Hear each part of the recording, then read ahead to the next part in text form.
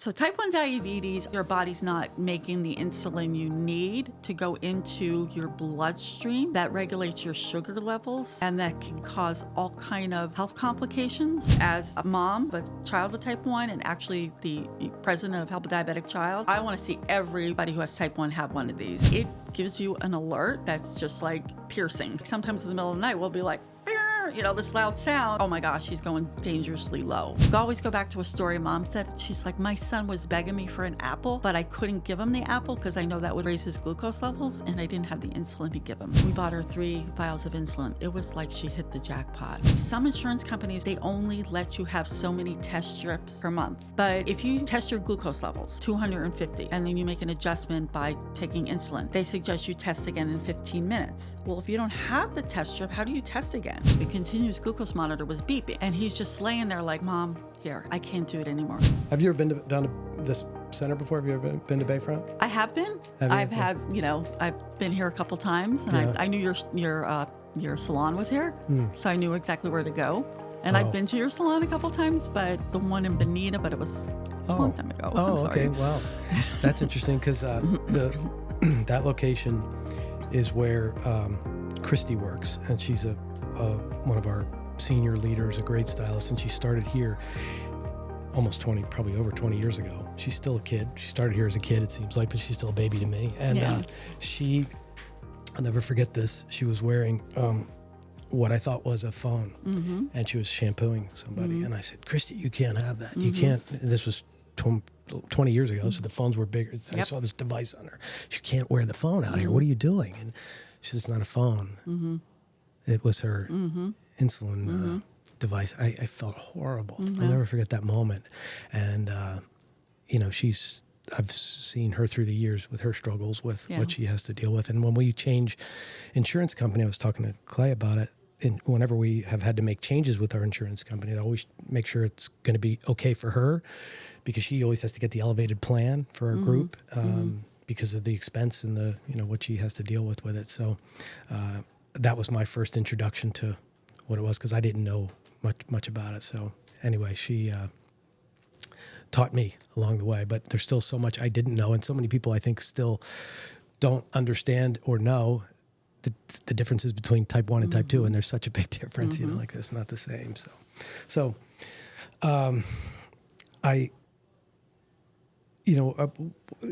you're a fellow Pennsylvanian, so I'll start there because you're down here, and I know your journey started when you got here. It was after you were here, right? When it happened. So where are you from? So I was born and raised in Wilkes-Barre, Pennsylvania. Yeah. And thought I would spend the rest of my life there. My family's there, raise our children there, but there's some life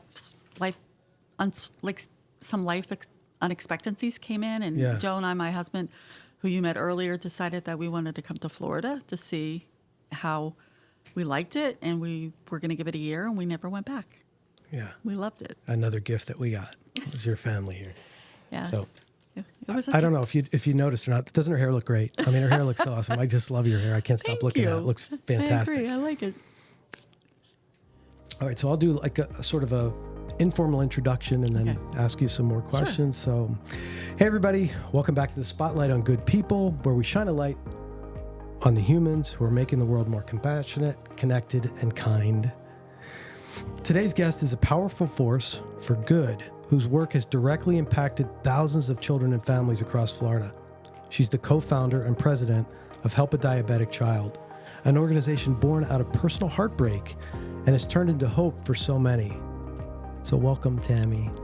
Now, how do you say your last name? Balavage. Balavage. Yes. Okay. Thank you. Yeah, thanks for being here. Thank you for having me. You were on a long journey, and it started with your son in 2010. Take us back to that day.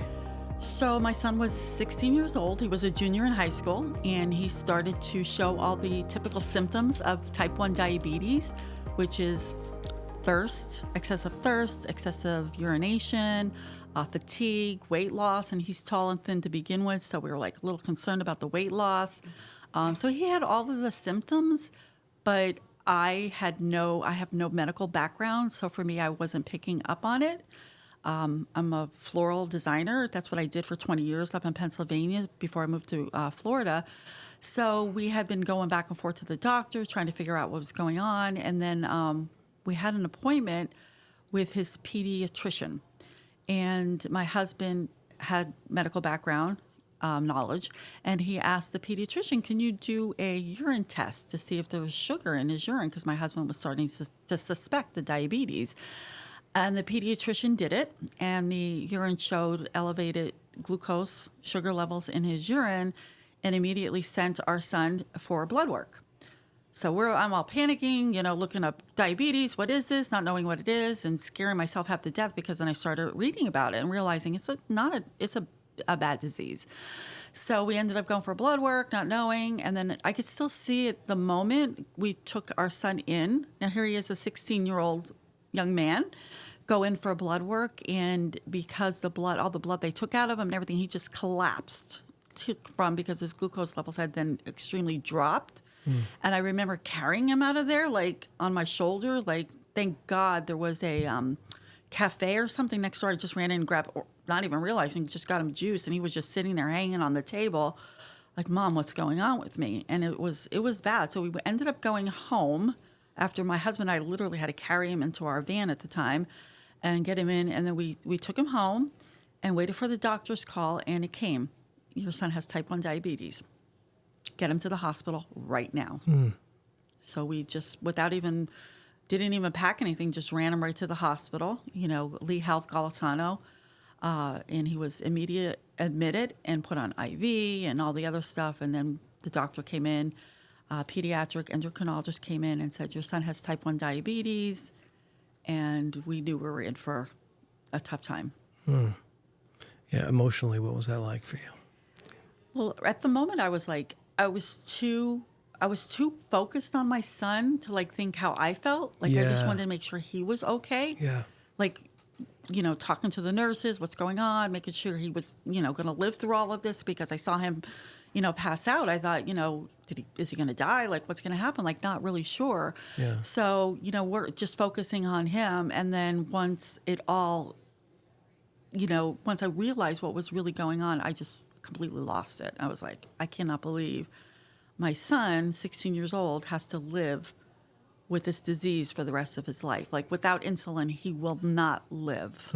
And it frightened the daylights out of me. Course. I mean, yeah. I didn't know that much about it. And I will say, his care at the hospital was very good. They were very, good at educating us and explaining to us, and his doctor. They kind of simplified it a little bit to make it not look so scary. Oh, he's going to have to take insulin shots, which will only take a minute here, a minute there. But then, as we started to learn more, we realized it's they did a really good job at trying to help us ease into this new life that we were going to be living. Yeah. What is type 1 diabetes? So type 1 diabetes, I am, just so we know, I'm not a medical professional, but what it does is the pancreas doesn't produces insulin, but the beta cells get attacked, and then it destroys the insulin. So basically your body's not making the insulin you need to go into your bloodstream that regulates your sugar levels. So if that happens, your sugar levels in your bloodstream become really high, and that can cause all kind of health complications. First of all, if your glucose levels go way too high, like a normal person without type 1 diabetes, their glucose levels average anywhere between 80 and 110. And I may be off a little bit. Again, I'm not a medical professional, but when he was diagnosed, his glucose levels were up around 600. So there was a lot of sugar in his bloodstream, and that was causing him to have all the symptoms. So that's type 1 diabetes. So you need insulin to live. That's manufactured through these drug companies. So you have to take insulin several times daily. You have to take it either by an insulin injections, which is an insulin pen with a needle, constantly jabbing yourself with insulin injections. He's right now on a pump. The pump it's attached to your body and it's filled with insulin. It's a little pod that's filled with insulin. That's what I saw on Christy, right? Probably, Exactly. yeah. Yes. And so his is, and you have to change that every 3 days. You fill it with insulin, and then he could administer his insulin that way through a cannula that's inserted into his body. So there are different ways of taking the insulin, but basically your body needs insulin to live, which you need to purchase. It's, your body's not producing it the right way. So you've got to have that every day. Every day. Throughout. And without it, you die. You die. So so you have this pump, or your son has this pump that, and you have insulin, and then what about for traveling and things like that? I mean, it's like the last thing you think of, but you think about everyday living with something like that you got to plan to know that you got this with you. Everyday living is hard because you can't leave the house without, and I'm talking about our own experiences, without having everything you need. He carries a cooler wherever he goes, juice packs, glucose tablets, snacks, because your glucose levels could drop, like if you're driving, and then you need to quickly take, orange juice or whatever, juice, whatever you can to elevate. To get some sugar into your system. That's if your glucose levels drop low. Okay. Because once your glucose levels drop low, like for our son, and he'll start to shake, to sweat, becomes incoherent, like he's not thinking clearly. Yeah. So you want to prevent that from happening when you're traveling. Yeah. And you brought up the traveling. We just did a family vacation, and we actually were doing some hikes. And the scary part, we were with our daughter and my son-in-law and my son, the four of us hiking. And it's like the scary part is being out in the middle of like a hiking trail and having his glucose levels drop really low. So each one of us has to carry for him extra supplies in case he has an episode. Yeah. And we were just like to the point where we were just grabbing like sugar packets, like anything we could get our hands on. Like we were prepared, but we wanted to be like over prepared. Yeah. Because that's a very scary situation, because with that, when you could actually go into a coma and then die if your glucose levels drop really low. Wow.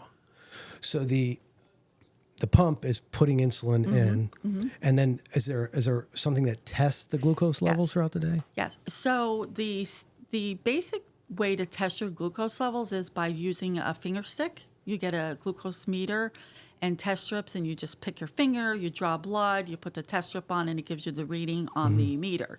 That's, your basics, which a lot of children and young adults are still doing because they can't afford to get on a continuous glucose monitor. So my son right now is wearing a continuous glucose monitor. He has not always worn one, but he is wearing one now. So that actually, and I'm going to use my hands a little bit, you put like the sensor, it's called, the glucose, the CGM, continuous glucose monitor. So if you're listening and not on video, you're on your I'm arm? on my arm, yes. Yeah. On my arm. Yeah. Some people, and then what you do is you could test continuously, like, or I actually could read it on my phone too, what his glucose numbers because it's hooked to an app that can say what it is. So it's always testing. Always testing. And it updates every 5 minutes. I know there's newer technology out there, but his tests every 5 minutes. So every 5 minutes, we could see what his glucose levels are. And the good thing about these CGMs, and I'm as a mom have a child with type 1, and actually the president of Help A Diabetic Child, I want to see everybody who has type 1 have one of these. I would love to see them, everyone, because it dramatically changed his life when he actually put one on. Because you could be at work and you don't want to stop what you're doing. Like say you're Christy, your hair salon person, she's doing hair, and then all of a sudden she's not feeling good, run over and have to test yourself and then run back. Right. Or you could just be like, okay, I'm good. Pop a glucose, whatever you need to do, you could treat, you could, without it interrupting your work. And the good thing about these devices, it actually shows you how you're trending. So if you're like at 120, your glucose numbers, it could show you if you're going high or if you're trending low. And then you could treat before that actually happens. Like you could start to get, so you don't hit those real high numbers or those real low numbers. Okay. Not to say you never will. You will, because you have type 1 diabetes. Yeah. But it actually can help prevent some of that before it happens. What will affect those numbers moving? What types of things? Your diet has a lot to do with it. Exercise, everybody's body is completely different. So everybody who has type 1 diabetes is on a different treatment plan. Yeah. And depending on how much insulin you take per carbohydrates you eat.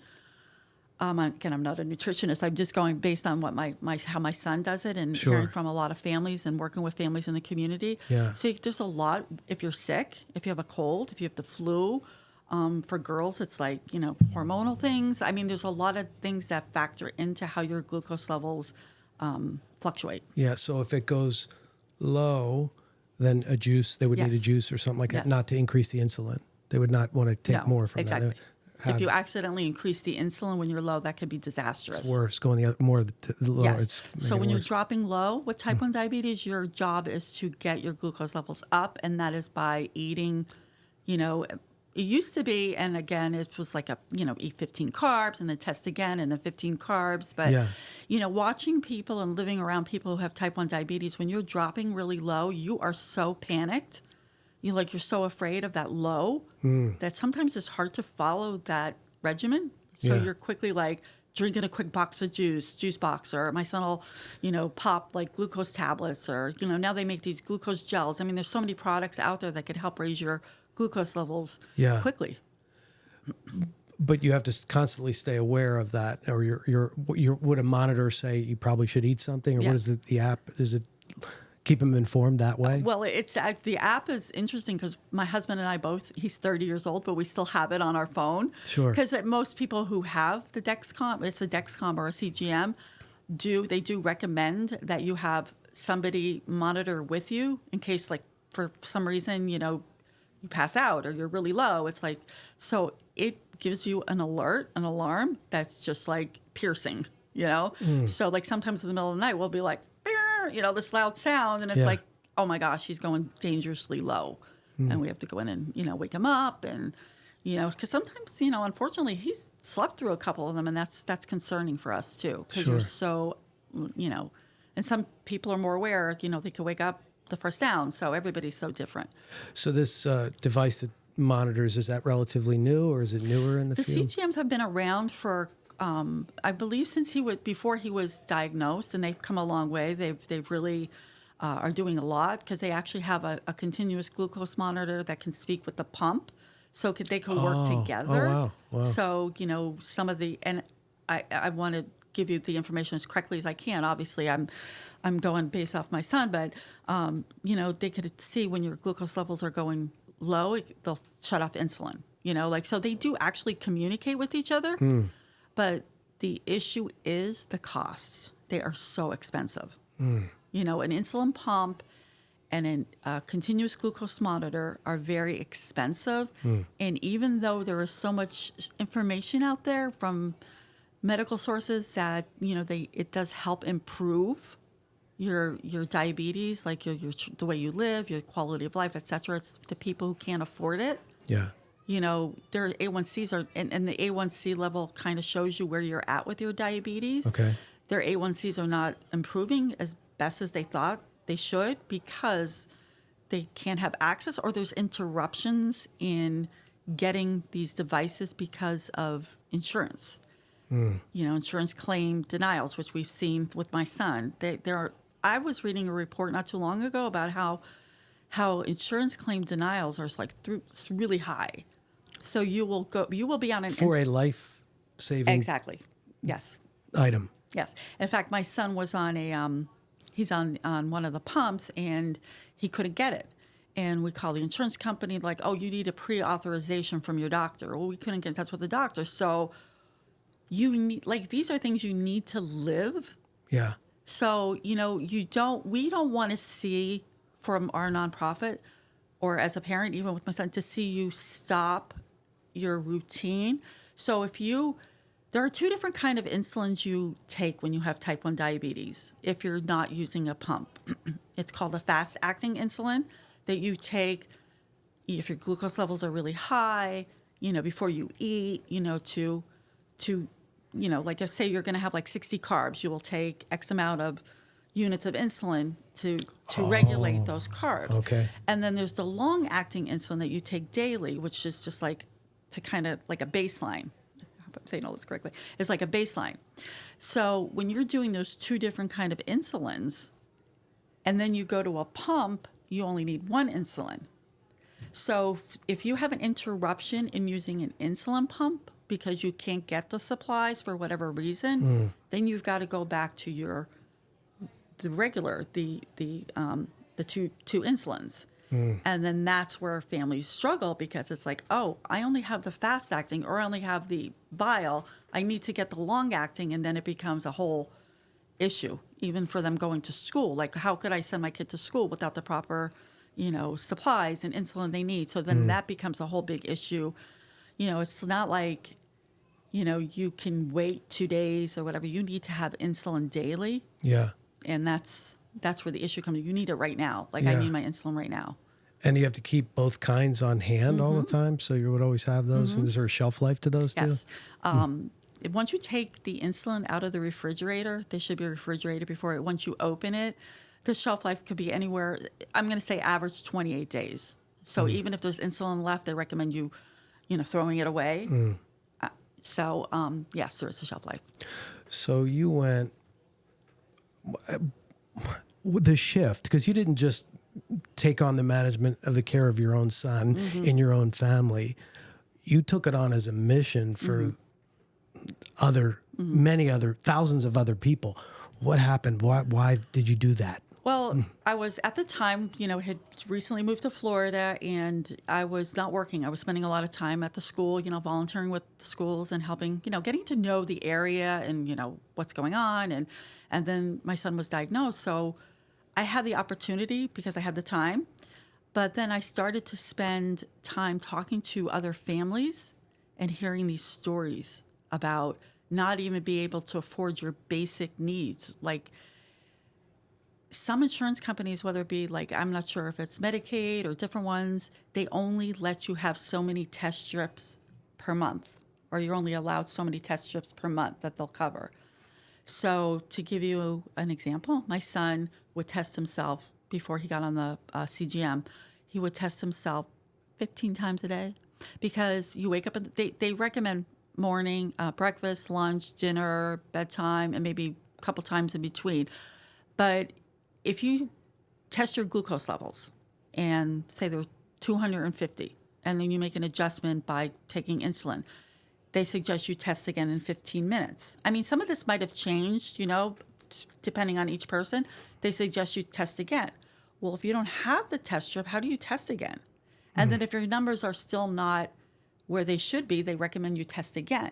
So if you don't have these test strips to keep doing that, you don't know where your glucose levels are. They could be floating in the 200s and 300s, or they could be in the 40s and 50s. So in order to really utilize the test strips properly and know where your numbers are, you should be testing, like my son was doing 10, 15 times a day, because when he didn't feel good, he was like, Mom, I know my numbers are not right, test, and some kids and young adults and people who have type 1 just didn't have those extra test strips. So that's what really kind of prompted us. It's like, they should be able to get those test strips. And that's where we started, very small. We started by standing in front of like public supermarkets, begging for money, and then just being able to buy test strips for those who needed extra test strips and lancets, because you need the lancet to pick your fingers. There was some children, and I'll keep talking about the children, but we do help young adults too, who are using the same lancet repeatedly.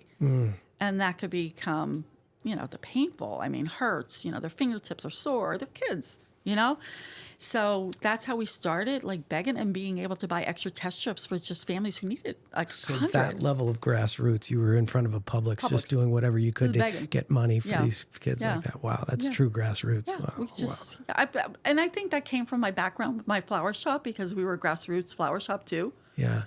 Yeah. So that kind of, like, I had that in me. Like, I wasn't I knew how it was to start from nothing, you know? Yeah. And you were going to do whatever it took to help these people. Yeah, I felt like that was something that was laid on my heart, you know? Yeah. But I will say that I've over the years, I've come across some amazing people who've embraced our work and our mission, and like you, who want to learn more about what we do and to help our cause. And have helped us grow, really grow, where we're across the state of Florida now. And we're not just buying test strips, we're buying, and then it became the insulin. We started to hear so many stories of, how families were withholding food from their children because they knew I could always go back to a story Mom said. She's like, my son was begging me for an apple, but I couldn't give him the apple because I know that would raise his glucose levels, and I didn't have the insulin to give him. Wow. And that is like, when you hear those stories, that just makes you want to go out and even work harder. Yeah. You don't even think of that. You think like, well, it's just the insulin, but not having it is going to limit what their diet, Exactly. what they can eat or can't eat. But the fact that this is something that's it's life-saving, and that you have to deal with the bureaucracy of these insurance companies, which we all know is just incredible that it exists, and to see that it exists for something that is life-saving. You've got to squander your resources. You can't test yourself, so you got to suffer longer because you'll run out by the end of the month. Because when you show up at the pharmacy, they say, sorry, we can't fill that because the insurance company says you don't have approval, or you still have 15 left. But no, I don't. Oh my gosh. It's hard to imagine that's happening. It really is, but it happens daily. Like, you saw, this morning we got a call from Lee Health for a child who's newly diagnosed. And sometimes they're uninsured when they're newly diagnosed for whatever reason. And they can be fast-tracked into, say, Medicaid or... Well, I want to stop for just a second because I want to hear, because I want people to know what happened this morning before we started. So your husband was here, who's a partner with you, right? He's just as involved. It's a whole family affair that you're all...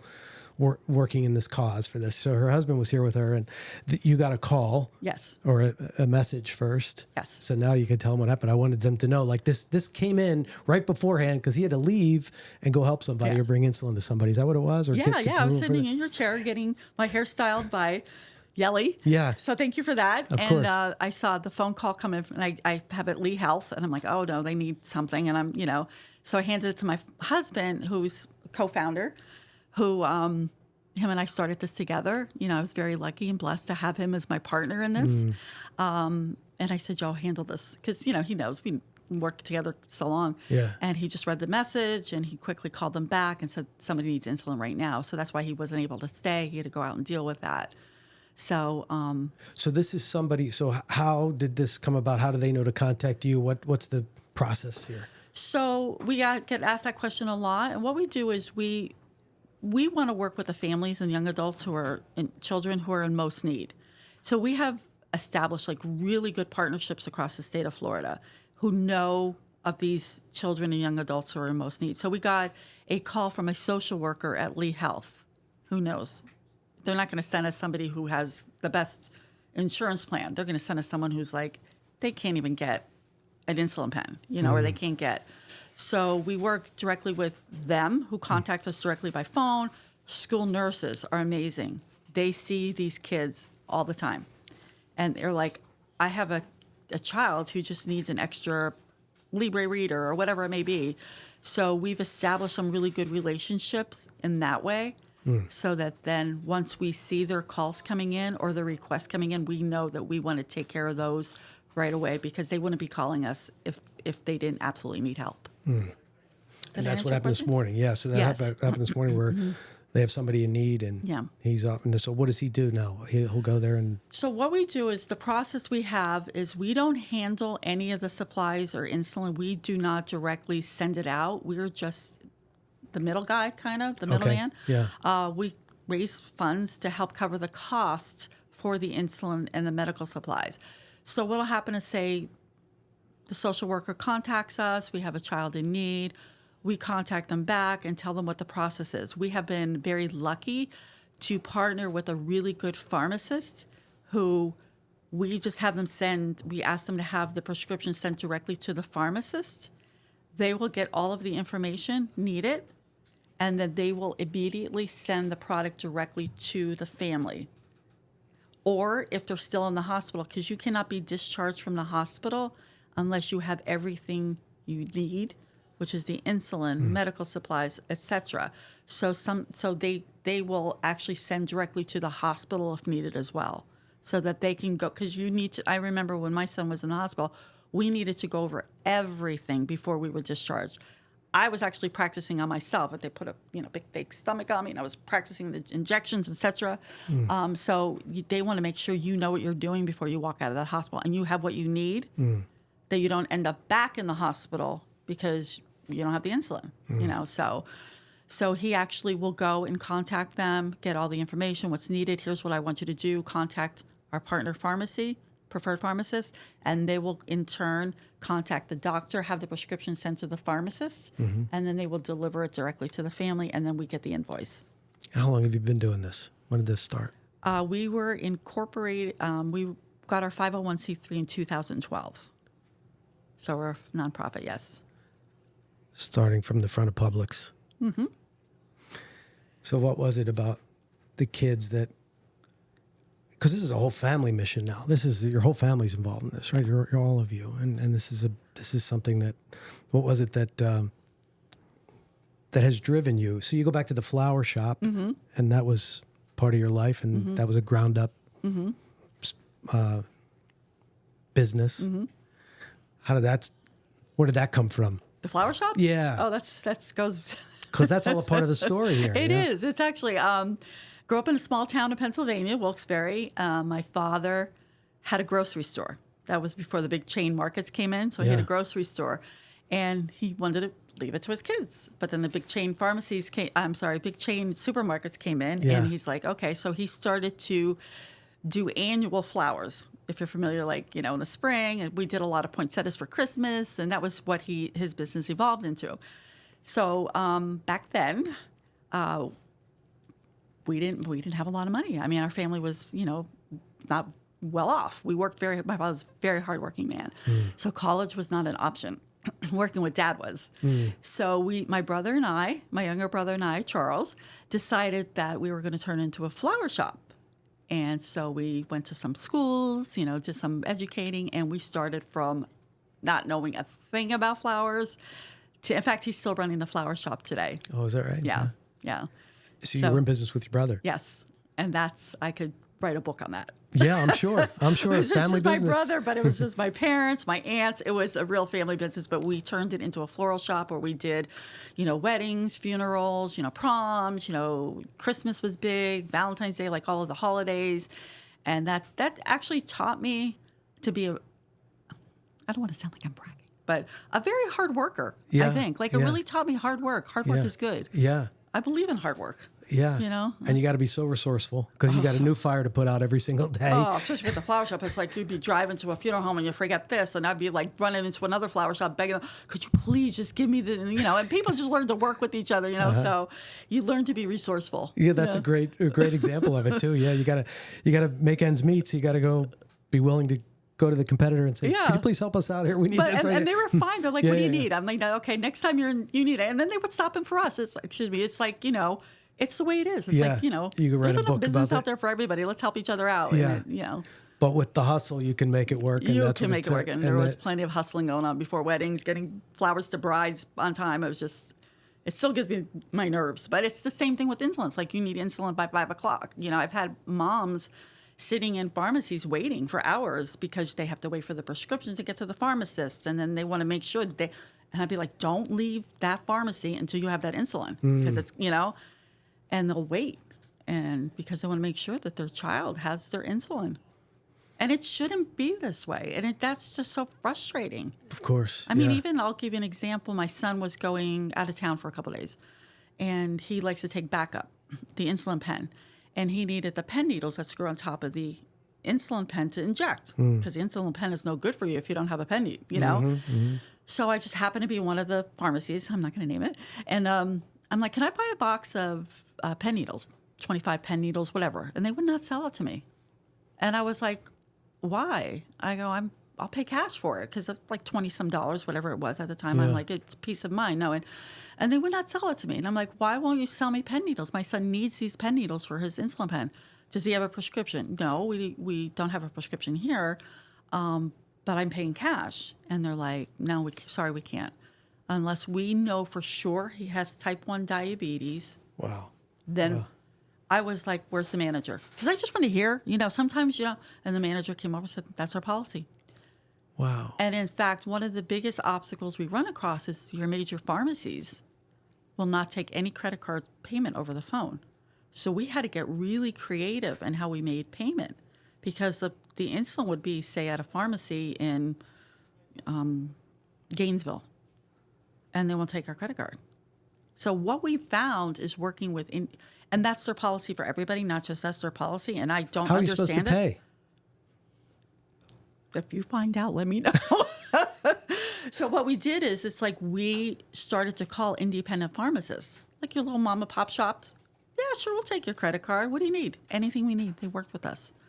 So it's just, there's always these obstacles that don't make sense. Yeah. That just do not make sense. Yeah, and there's fewer and fewer mom and pop pharmacies too, because the bigger ones are buying them up. Exactly. It's like, look at it. Please, they need insulin. And they're like, I can't. It's our policy. I'm just like, whatever my position. I don't have the right to it's just so frustrating. Yeah, they just don't allow common sense at all. It's just common sense, and they just don't allow it. Yeah. God forbid if they should be able to think on their own for a real cause or something. I know. Even something just like that. What is it? The tip of the needle. The pen needles, yes. Pen needles, which is not.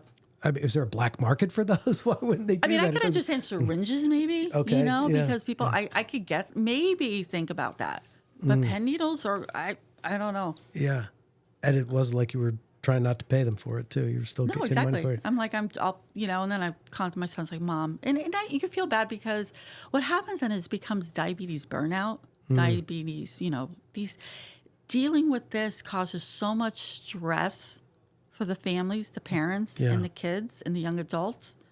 We were at, my son was at USF, in Tampa, and we got a call from one of the girls there. She was on the, I forget what the group was. It was a diabetes group.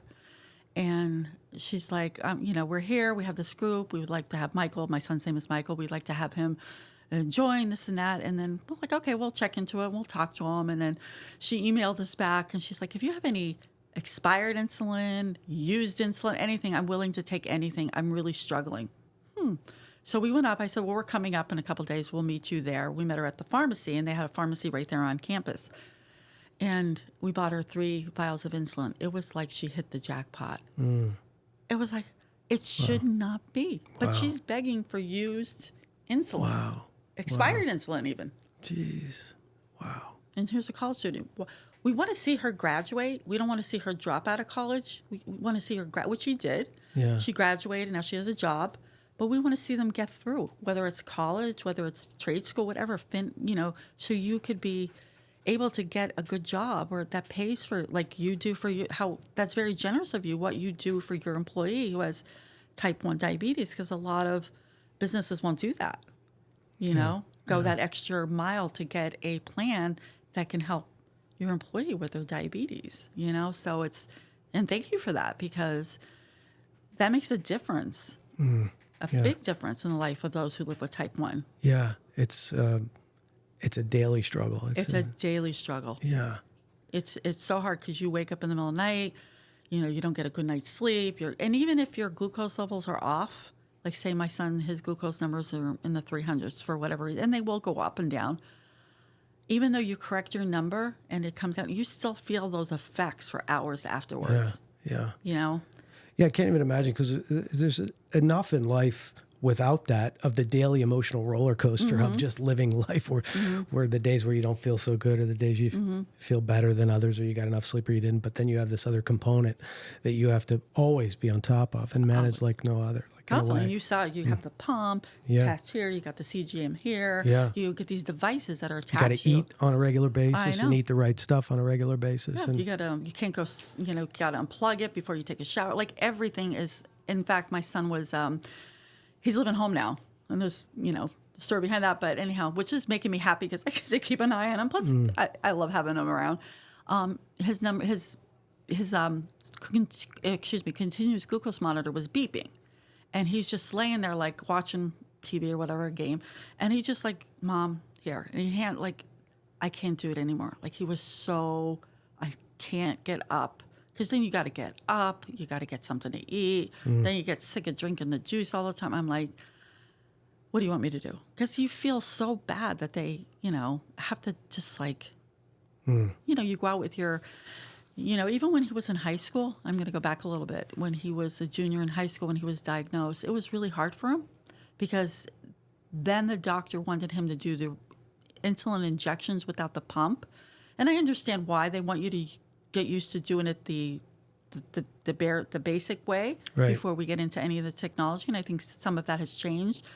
Going back to school, and he got diagnosed right before Christmas. So we had the Christmas break. So going back to school, now you're carrying your kit with all this stuff in it. Yeah. And you're sitting at a table with your friends. Now they're watching you, test your numbers. What is that, Michael? What is that? What are you doing?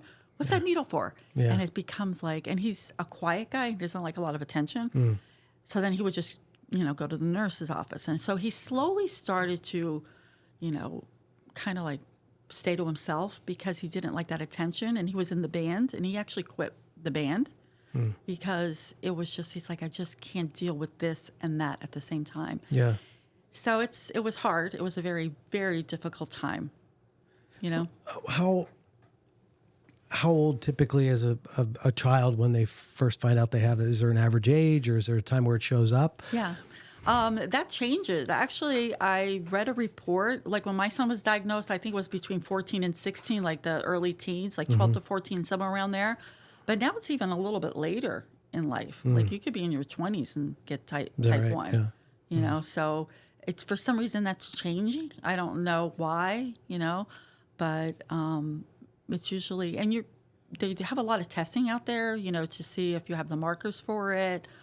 We work a lot in the community with, bringing as much awareness about type 1 as we can. Yeah. And, there's just a lot of new stuff happening around type 1. I don't know if I should say this. A lot of people making a lot of money off type 1 because, everything is so expensive. It's just like, I'm not going to say anymore.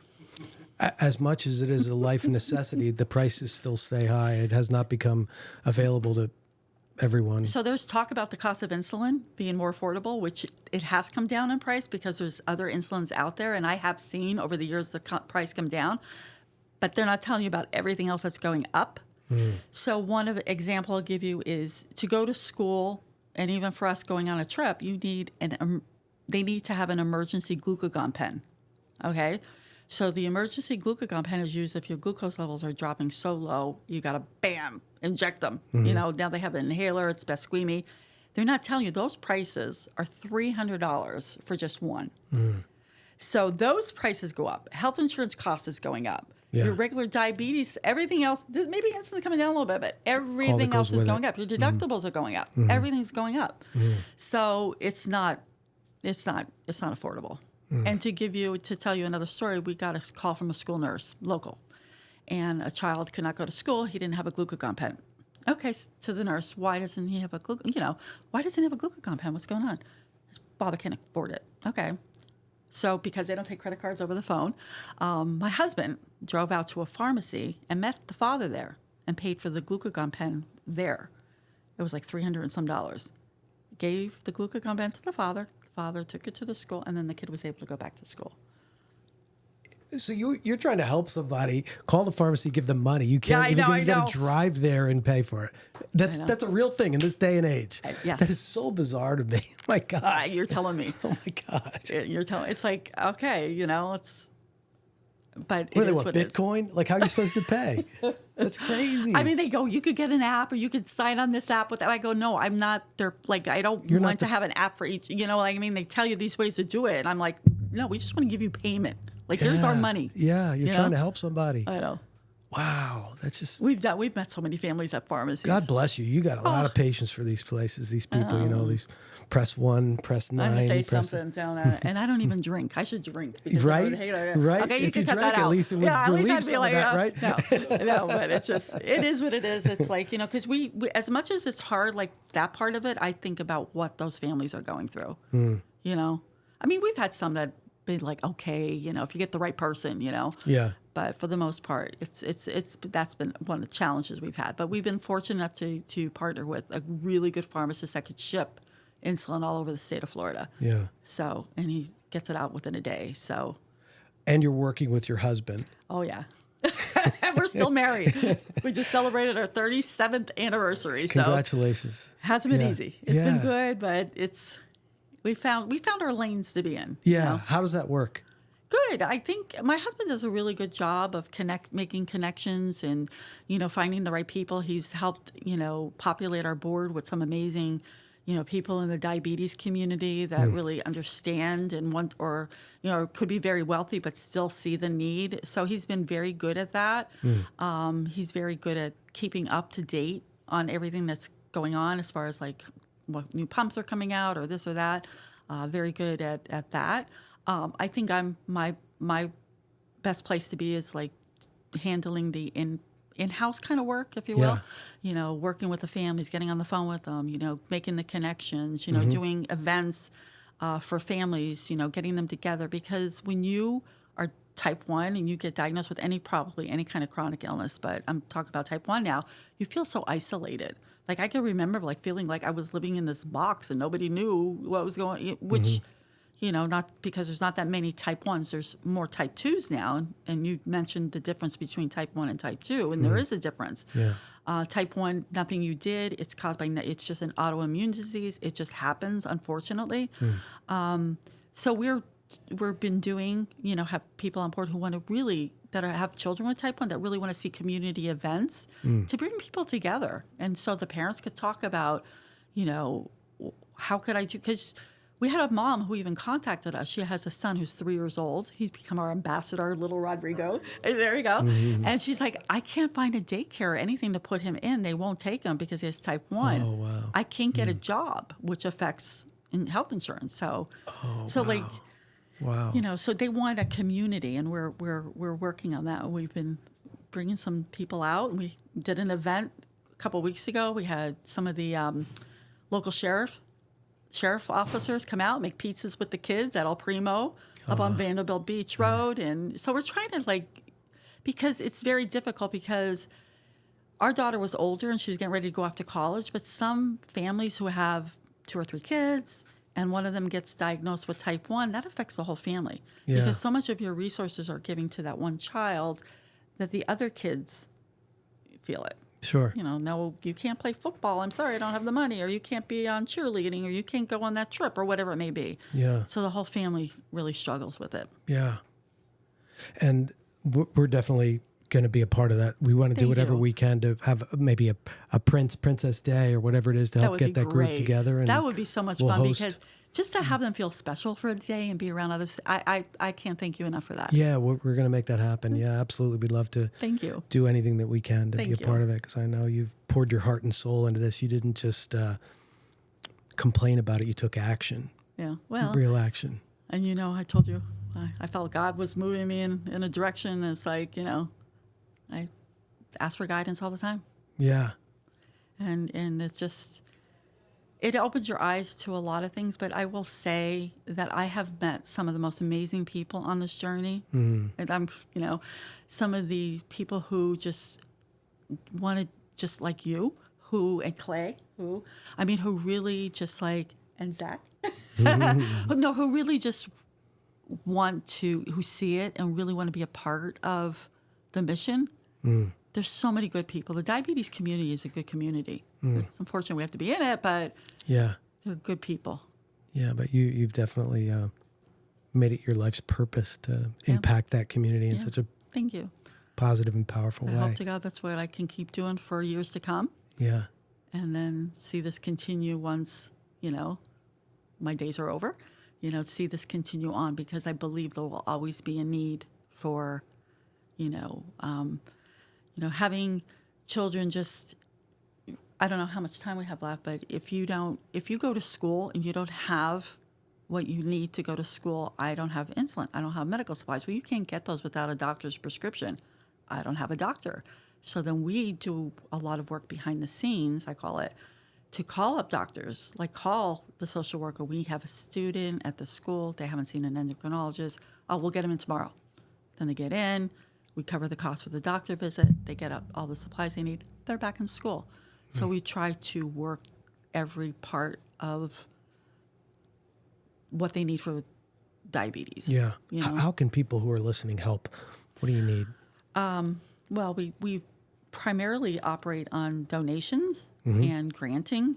We have our annual dinner coming up on November 14th, which is World Diabetes Awareness Day. We're going to be having that at Tiburon this year. Tiburon's working really close with us. They love our mission. They're, really being very good about it. Anybody wants to make a donation or be a sponsor or buy a ticket or advertise, we can use all the support we can get. So the name of the organization and where they can donate. So the name of the organization is Help A Diabetic Child, and they could go directly to our website at helpadiabeticchild.org, and our information is there, and they can see how they can impact. And if they're interested in getting involved with our annual dinner, this will be our 4th year. They could contact us for information about sponsorships or, getting tickets or whatever they want to do to help our mission. So I'm curious about, because you moved here to retire, didn't you? Didn't you guys move here to kind of... My husband more so than me. Yeah. Like, I was too young. Like, I knew I was going to do something. I did some odd jobs when we first moved down, trying to figure out, like I said, I wanted to spend more time getting my kids. Yeah. Because they were 5 and 7 at the time. Okay. So I wanted to make sure they were okay. Yeah. So I did some odd jobs. Like, I worked at restaurants, and I did some floral design work when I first came down. I worked with some realtors who would sell a house, and then I'd go in and, do some work, like thank yous, and then they'd hire me. So I found myself doing odd jobs like that. And then, like, I didn't want to be a 9-to-5er because I really wanted to make sure that the kids were okay. And then I knew I would do something, but I had no idea this was going to be it. Yeah. So growing up, you grew up in Wilkes-Barre, and your mother and father's names? Mary and Leo Decker. Are they still with us? No, they passed away. They're up in heaven now. Yes, okay. they are. They were married 60 years. Oh, really? Yes. Awesome. How would your mother have described you? My mother, I was an only girl. I have 3 brothers.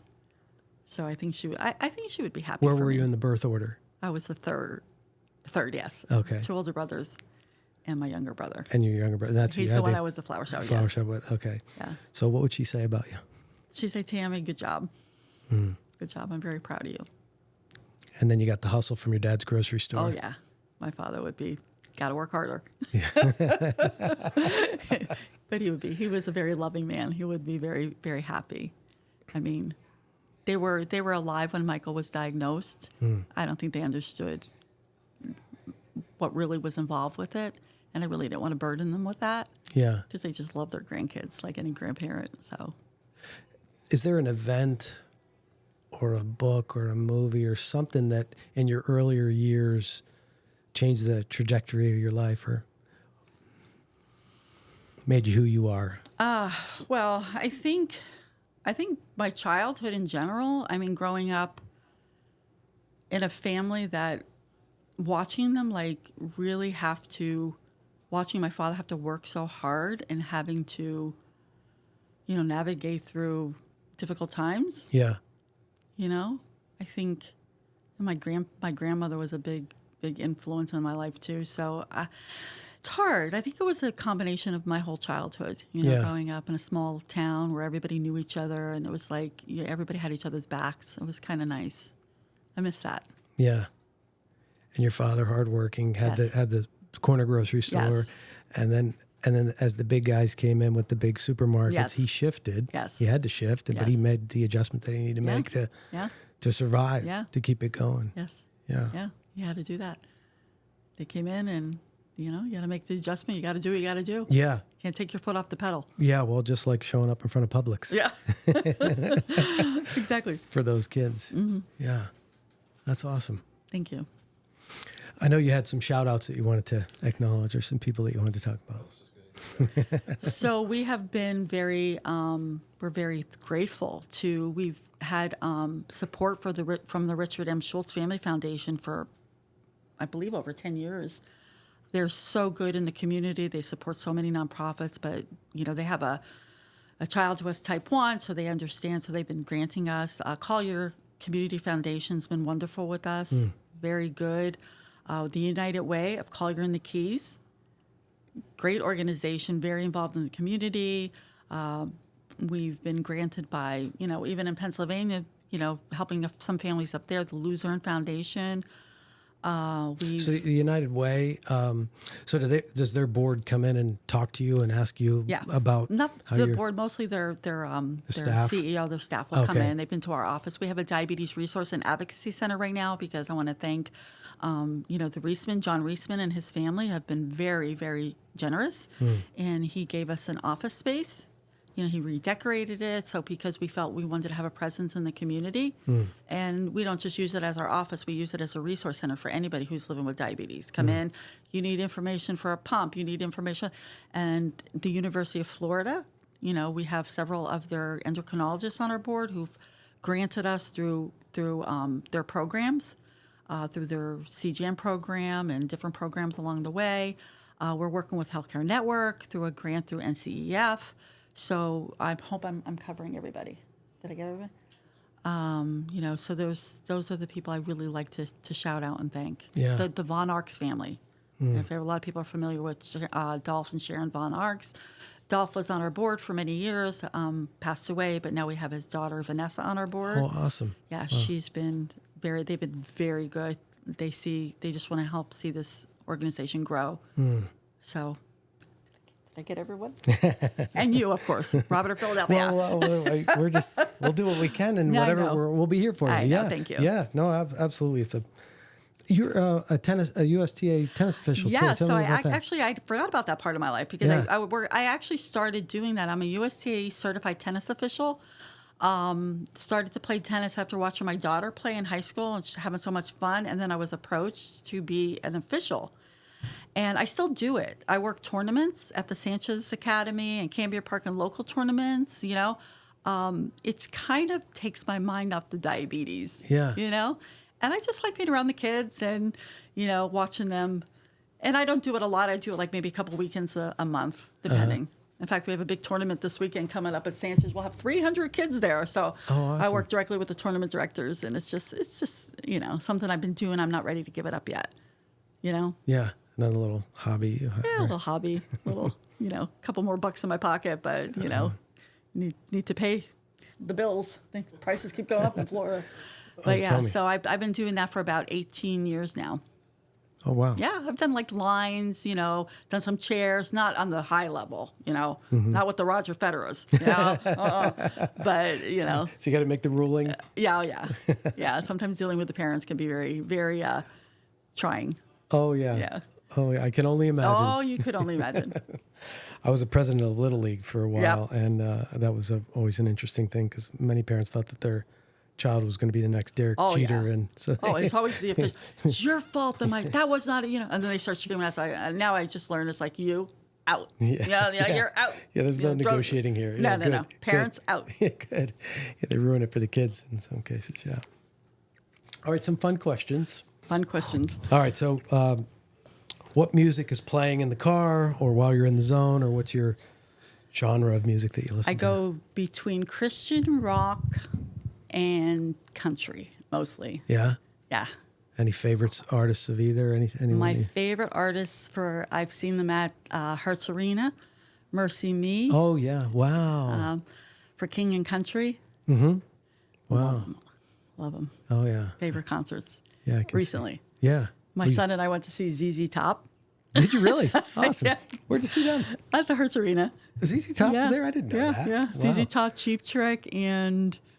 With Cheap Trick? Yes. Whoa. Talk about bringing back memories. Yeah. My gosh. Yeah, we had a blast. Yeah.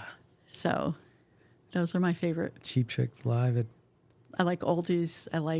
Sometimes actually I've been listening to like Frank Sinatra and like some of the old music like that. I just love it. Frank is timeless. Oh my God. It just brings back yes. the beautiful memories of childhood. Yeah, my father was a big Frank Sinatra, my mother and father. In fact, I got them tickets once to go to Atlantic City to see Frank Sinatra. Is that right? Really? Yeah, Wow. I happened to be in Atlantic City and I saw tickets on sale. I'm like, because I used to love to go down on those day trips. Yeah. Yeah. The senior citizen trips. Yeah. So I'm like, and it was like, he talked about that like the rest of his life. I I'm was sure. like, Frank Sinatra. Yeah. So I like to listen to that. Brings back memories.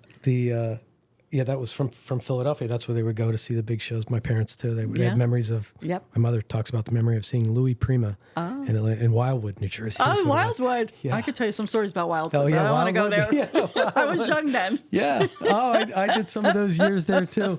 At the Bolero, it's called. Oh It's not my there God! anymore. I actually stayed at the Bolero. No way. Actually, I Really? did. I've never met anybody that knows it. I know exactly. I could see it because I could tell you a story. I don't know if I should tell it here because I don't want to ruin my reputation, but I actually got thrown out of the Bolero. Oh, good. Congratulations. I think we did too. I got thrown out of the Shamrock. Remember the Shamrock? Yeah. Oh my God. And I spent a night in jail. How's that? Even better. The real tea's coming My out. father's like, I have 3 boys, 1 girl, and you're the one who goes to jail. Oh my God. The boardwalk. and the Nothing Bolero. really Somebody's heard bad. of It was just being so stupid. But anyhow. Yeah, well, you're allowed to do that. That's right. The Bolero, the Bolero. I do know got the thrown Bolero. out of the Bolero. I love actually that. got thrown out. You Oh, want to know that's- why, real quick? You have a moment? Of course. We decided to save money, so we took a hibachi with us to the hotel with food. Yeah. So we lit the hibachi in the room. After, a couple of cocktails, we cracked the door and they could see all the smoke going up the side of the building. And like, okay. And then they come from a fire department, out, Grilling in the room. We were grilling in the room. Yeah, I'd have probably done that too after the Bolero. 'Cause I think a quarter beer or nickel beer. I don't know what it was, but we spent a lot of with my fake ID going into there before that. Oh, yeah. You didn't have a picture then. It was like all fake IDs. It was like, I remember the Bolero stayed there. Memories. I got to tell my cousin about that because that's our claim to fame is the Bolero days yeah. when we go down there. I know. I can still see it. It was like 1 block off the boardwalk, I think. It was just 1 block back, I believe. Yeah. We always look to see if there's any remnants of it online or Yeah, I'm people going to that were check there. when I go back to my office just to see. I would love to go there just for the kicks. Oh, I used yeah. to love going to the Jersey Shore. Oh, the shore was I love the Jersey Yeah, the Shore. shore was, there was something magical about it. Yeah, there was. Yeah, absolutely nothing at all like Naples. I try to describe it to my kids. It's like a different world there. It is. But there's just something about it. The salt there, the saltwater everything. The taffy, the boardwalk. pizza, the boardwalk. Yes, Yeah. absolutely. Yeah, the crazy rides that they had on Maurice Pier. Yeah, And we used to go our kids, we used to always we picked different places, go with our family, Long Beach Island, Wildwood, Ocean City, New Jersey. Ocean City, we yeah, loved. yeah. You went down to Cape May a couple times, but those were like our favorites because of the boardwalk. Yeah. Loved it. Yeah, it was back and forth. Ocean City, Wildwood. There was Yes. always the competition between Yes. Wildwood always had the wilder reputation. Ocean City was the dry town that had to go across the bridge to get the alcohol. Yeah, we We bring still our own do. alcohol in now. Yeah. In fact, my LBI, we went a couple times. Long Beach Island did with you my go family. up there? Yeah, we didn't go Yeah. up much further than that. We would go down just to those up Yeah, there. my brother rented a small cottage there, and they had 2 floors. So he said, "You want to rent out the bottom floor?" Back then, of course. So our whole family went down. Well, that was the thing. Yeah, like you would go and with multiple families Yes. all in the same area, Yeah. and you were just all together. Loved Just it. great times Great together. Yeah. memories. Yes. Great. My cousin's daughter, not really my cousin, my parents' best friend, but I Yeah. call him my cousin. Yeah. We kind of grew up together, even though I lived here and he lived up there. But his daughter's here right now, Yeah. and she's gonna be on the next podcast that we're gonna talk. Okay. So I'm gonna have her tell me some of her stories about Wildwood and her days growing up because she grew up in Delaware County, outside of Philadelphia. Yeah, like your outside husband. Philadelphia. That little town outside Philadelphia. That's called outside Philadelphia. All right. Any books or podcasts that you listen to or love? Not really podcasts. I don't really listen to a lot of podcasts. I try to just bounce around a lot on the radio, or when I get interested in. I'm boring when it comes to that. I don't think there is any. So, okay, good. I drive my wife crazy because I always have Books. that thing in my ear, and she's like, "What are you listening to now?" She's like, "Can't you ever just be with me?" I'm like, "I am. I just have it's not on right now." I know. I think books lately. I've been bouncing around different books, but I just read a really good book, and I can't remember the name of it, but it was about because there's all this talk about all this crazy stuff going on in our country, and I wanted to really learn more about World War II, and it was really a good book about a man. I forget the name of it. That's one thing I have to tell you. I don't have a very good memory lately. Oh, we don't so need much it stuff going anymore. on up We don't there. need it. That's why we have Okay. Google and phones, and we just put it in there. And Yes. remember, and my mind doesn't work either. Oh. Yeah, I'm interested in history now. Unlike when I was in high school, it just was Exactly. boring to me. I didn't want to learn about it. But now I'm much more interested in history. Yeah. Yeah, I like it am like that. too. I find it very interesting. Yeah, I'm learning. I'm thinking, why didn't I take advantage of it when I was in high school? But- Sure, I know, because they were Remember my history teacher, Mr. Bright? I love that guy. Now I think about the things he was trying to teach me, and I have an appreciation for it now. Yeah, you do. I think as we get older, we realize, but when you're young, it's just, Yeah. What's happening Friday night, and did the fake ID come in yet? Do you have a coffee order? Is there coffee that you love? I love Dunkin' Donuts. A Dunkin' girl. Yeah. I'm a plain coffee kind of a girl. Yeah. I don't really get the latte, like all those fancy Yeah, drinks. yeah. So just their base, just the regular basic Dunkin'. coffee with cream, and that's it. They have good cream there too. I love the cream in their coffee. They do. Yeah. Yes. That's more of a basic. If you weren't running the not-for-profit, what would you be doing today? If I wasn't running the nonprofit, I don't know, like I like being around maybe something, like I like the floral business. I would consider doing that again, or working something with kids, like schools or something, you know. That's kind of why I keep going back to officiating, that I haven't given it up completely, because I get to watch these kids grow up too, because a lot of them are there at the academy full time from different countries, and they just grow on me. I mean, the older I get, the more they grow on me. It's like, you just see them grow up and go off and come back, and just like, it's so nice. Yeah. It's so nice. Yeah. I love it. You get to see who they become, how they blossom, how they grow. And they come back to me and they're like, yeah, you remember me. I used to give, because I remember them giving me a headache. I go, I remember you. Yeah, I get all the code violations. And they're like, oh, I'm not the same person. I go, I know. It's part of the process, Yeah. So I think I might do more of that. Yeah. I think I would consider, because then I would be able to travel around and do more of it, go to different areas, have more opportunity with probably that. What's something about you that most people don't know but should? I'm really shy. I like to be shy and... The girl out in front of Publix, hustling for money. I know.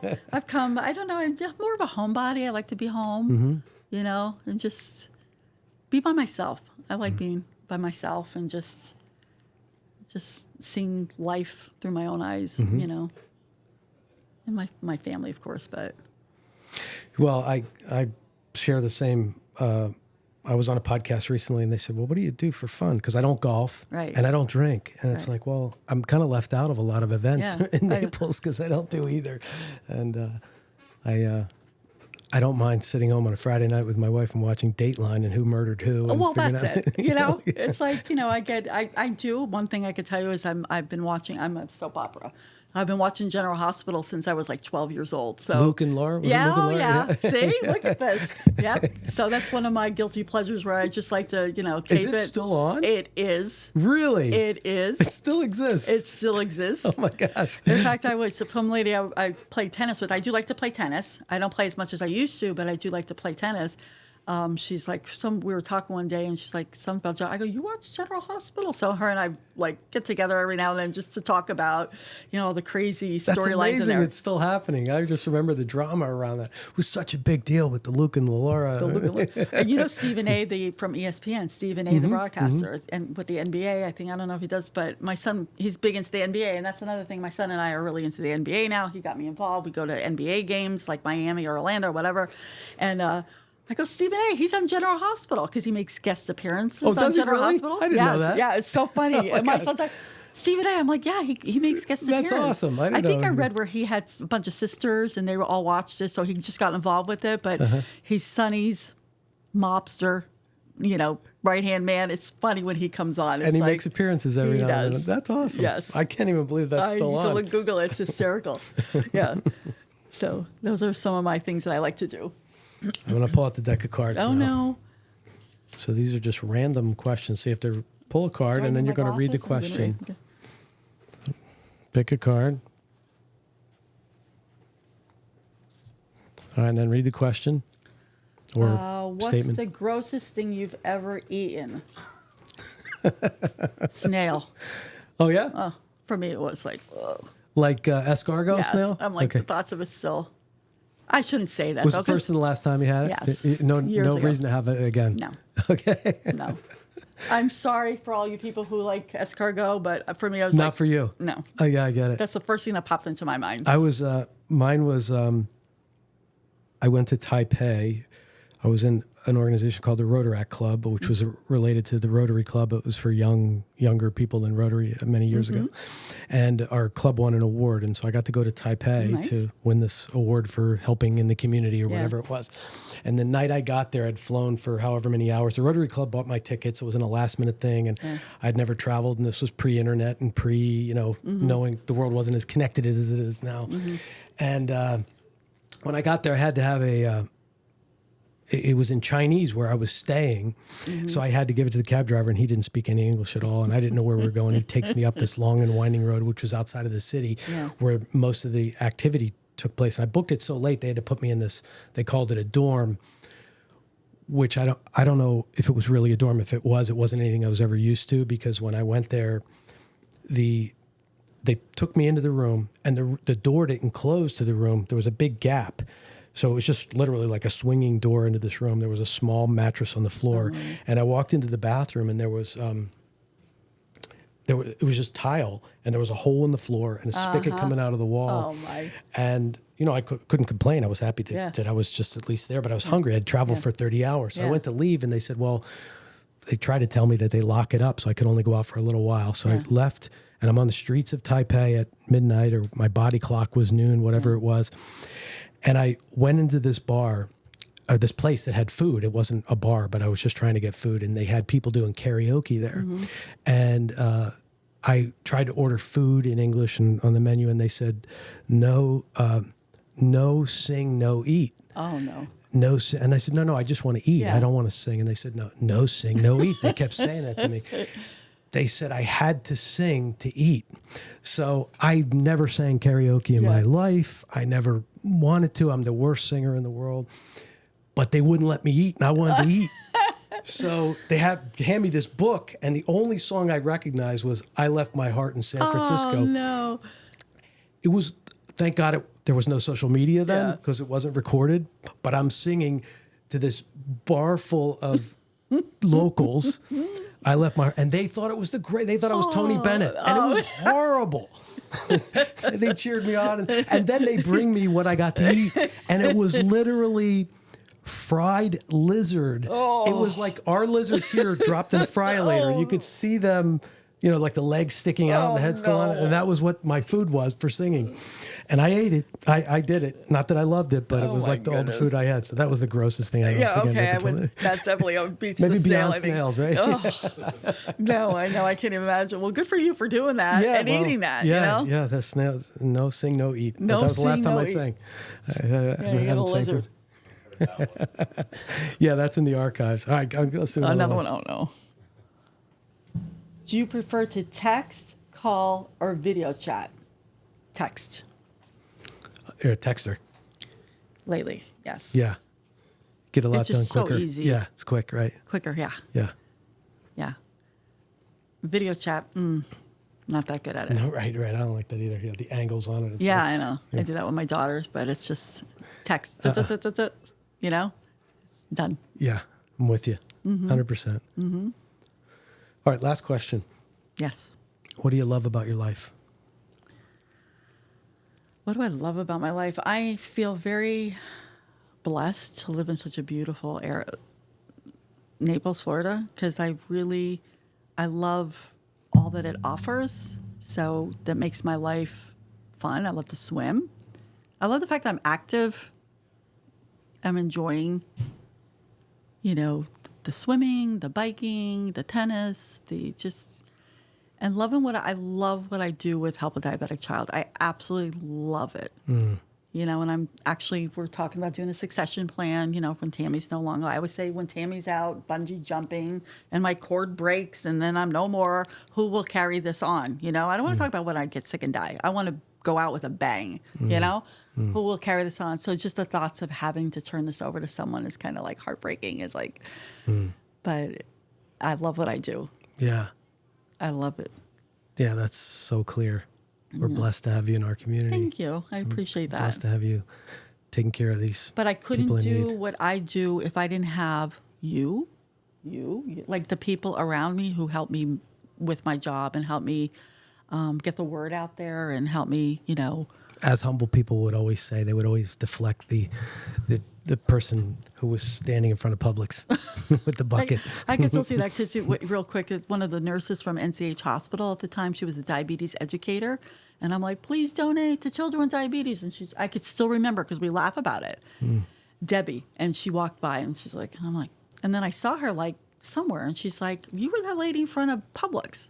I go, oh yeah. She became one of our biggest, like, I need help with this patient. Wow. I need help with this patient. And we always laugh about that, So she was like, she goes, I didn't know if you were for real or what. I'm sure, you just set up a table. And I was, new. Still nobody knew about me. So, Yeah. And here you are today with car wash. I remember our first car wash we did at one of the local fitness centers. They helped us out. So hamburgers in front of Sam's Club. Remember they used to do that? Sam's Club had us where they let us do hamburgers and hot dog sales. And so we started really grassroots. Yeah. And I like that. I'm kind of happy about that. Yeah. Well, you're still on the court. I mean, you're still doing the same thing. Your husband left here today to go make a delivery, and you guys are just working it like day one. Yeah. Thanks. Thanks for our community is blessed to have. Thank you. And I want to thank you, your staff. Thank you, Robert of Philadelphia. And thank you for having me today because you help us get the word out there. And I think more awareness about type 1 diabetes and the struggles is important. Yeah. And for people, families out there, anyone who's listening, will know that we are a resource if they need it. I love that. Yeah. Thank you. Thank you. Not only for founding a not-for-profit, but for becoming a voice, a lifeline, and a warrior for every child and parent facing the fear and the cost of type 1 diabetes. You remind us that purpose can rise from pain and that the best kind of leadership comes from love. You're a force, and this community is better because you refuse to stay silent. To everyone listening, if you've ever wondered whether one person can make a difference, just take a look at what Tami has built. Thank you so much. Thank you very much. Thank you.